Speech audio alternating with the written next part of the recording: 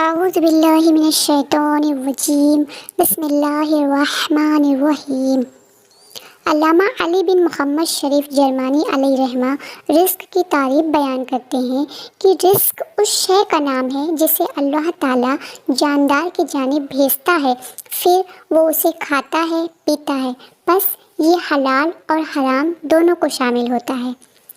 رزق ہر اس چیز کو کہتے ہیں جو کھائی جاتی ہے یا پی جاتی ہے، جس کے بغیر جاندار کا باقی رہنا ممکن نہیں۔ اب اگر شریعت اس کے استعمال کی اجازت دیتی ہو یا اسے شرع کی جانب سے اجازت شدہ طریقے سے حاصل کیا جائے تو وہ حلال، اور اس کے برعکس ہو تو وہ حرام ہے۔ کچھ اسباب ایسے ہیں جن سے حاصل ہونے والا رزق ناجائز اور حرام ہو جاتا ہے، جیسے سود، رشوت، جوا، چوری، ڈاکہ، دھوکہ دہی، ملاوٹ، امانت میں خیانت وغیرہ۔ سود اس زائد شے کو کہتے ہیں جس کا لینا دینا مالی معاملہ طے کرتے ہوئے شرط ٹھہرا لیا گیا ہو اور وہ کسی چیز کا بدل نہ ہو۔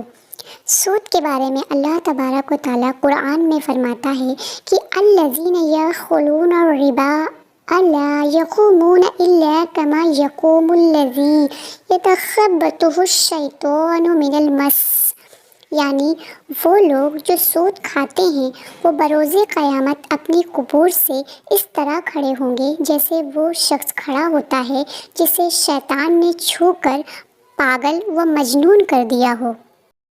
حضرت ابن مسعود رضی اللہ تعالیٰ عنہ روایت کرتے ہیں کہ رسول اللہ صلی اللہ تعالیٰ علیہ وسلم نے سود کھانے والے، اس کے کھلانے والے، ان کے گواہوں اور اس کے لکھنے والے پر لعنت فرمائی۔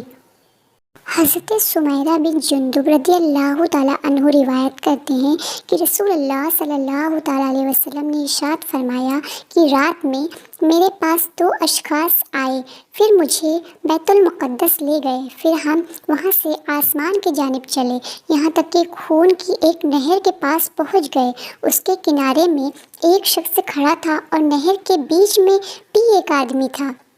اس کے کنارے والے کے سامنے کچھ پتھر تھے، بس دریا کے بیچ والا آدمی آگے بڑھا، پھر جب اس نے باہر نکلنے کا ارادہ کیا تو کنارے والے شخص نے اس کے منہ پر ایک پتھر مارا، بس اسے اسی کی جگہ لوٹا دیا جہاں وہ تھا۔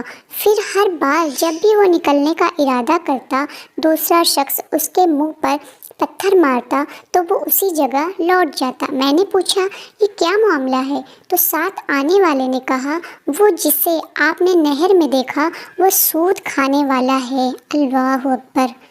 حضرت علی رضی اللہ تعالیٰ عنہ کہتے ہیں کہ رسول اللہ صلی اللہ تعالیٰ علیہ وسلم نے ارشاد فرمایا ہر وہ قرض جو کوئی نفع کھینچے وہ سود ہے۔